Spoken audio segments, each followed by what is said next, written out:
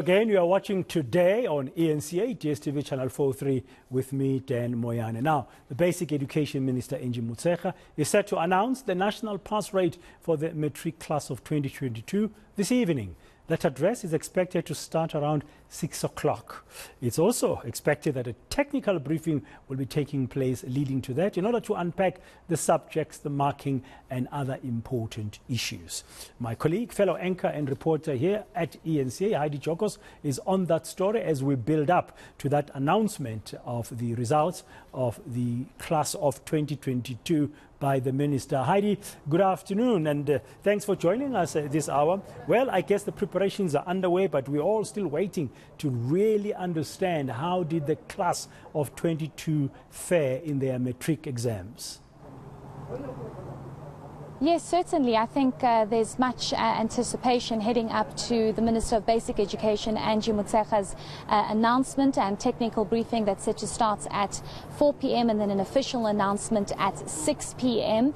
If you look back at the year of 2022, it didn't come without challenges. There were many challenges that learners faced. If we look at the flooding that happened in KZN, that severely impacted schools, also a major issue, the load shedding, but just perhaps the overall teaching and learning environment for many learners. Did that yield positive results and pass results that we actually need? But we are joined by Professor Mary Madkop. Thank you so much for your time. We do appreciate it.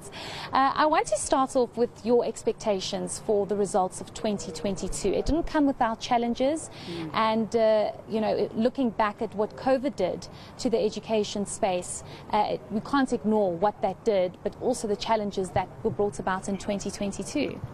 This class is an interesting class because they wrote their grade 12 final examinations, the National Senior Certificate, in the third year where schools were disrupted by COVID.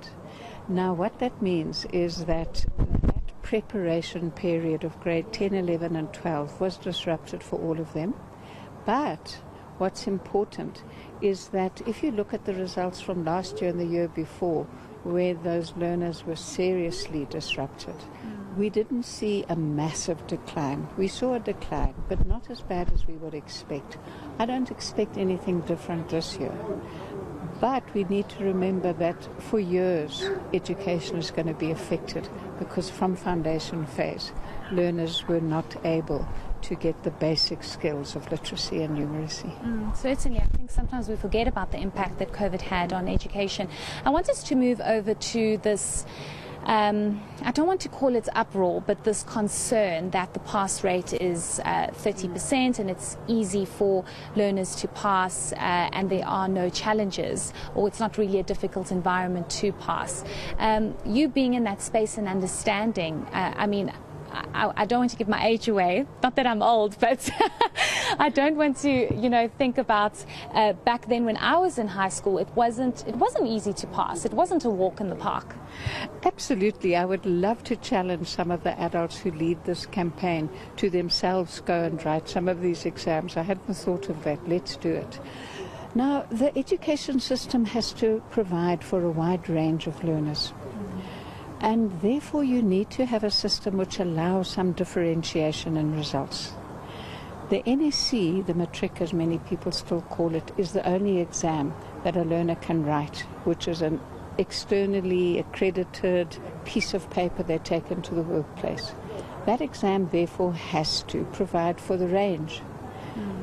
To enter university, or at least to qualify with a national senior certificate that says you can apply to a university, you don't even get a proceed to bachelor's piece of paper if you've got 30% passes. It doesn't work like that. However, at the other end of the range, there are learners who have made it through after 12 years of effort and have written the exam and have managed to get a 30% pass. They must be recognized with simply the National Senior Certificate. So you proceed with bachelor's, you proceed for admission to bachelor's, you qualify for admission. No, wait, I'm going to say that again because it's very important. It's the institutions that admit, not the exams. So you qualify in a way that says you can apply for a bachelor's degree, apply for a certificate, apply for a diploma, or you can't. I don't want to take away the 30% from those learners who don't have those options, but who need affirmation.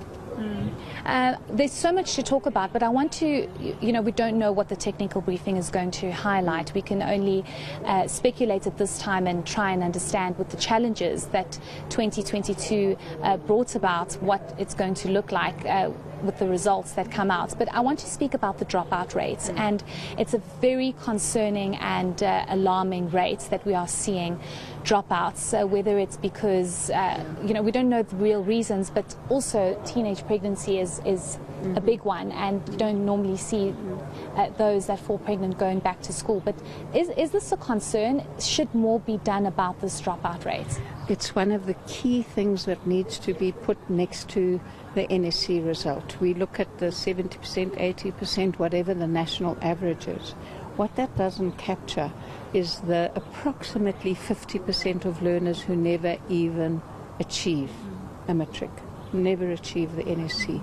Now, those young learners have very difficult transitions to employment. There's real challenges for them in terms of their inclusion in society, for their sense of being valued.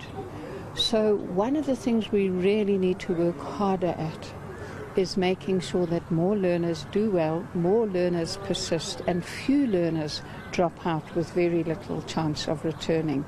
Sometimes I wonder if the very competitive attitude to the NSC results, which province comes top, which district comes top, becomes a perverse incentive to actually make sure that only those that will really pass stay. KwaZulu-Natal is an exception. The DBE's results every year in the technical report shows that they keep more learners in schools. We need to do that across the country. And it's important to highlight the fact that different provinces have different challenges. Absolutely. Yeah.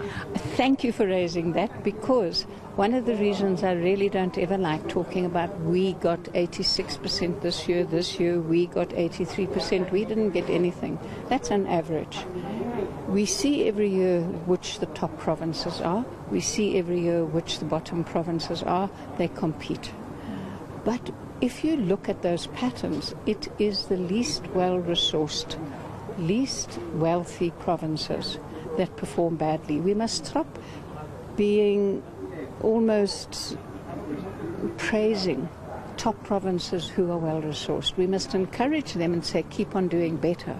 But we must also be saying, let's look at what we can do to raise the quality of education for those children who receive the least support from the homes that provide less support than many others. Certainly. Thank you so much for your insights. We do appreciate it, and we'll obviously get a clearer sense come 4 o'clock and 6 o'clock when the Minister gives a clearer indication of what really happened and those results for 2022.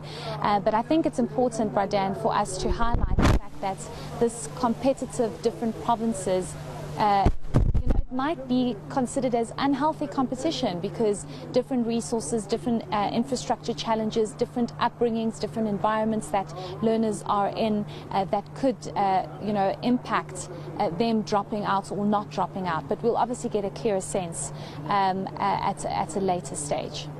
Thank you very much, Heidi Giokos. And of course, that Minister of Basic Education, Angie Motshekga, earlier today hosted a breakfast for the top achievers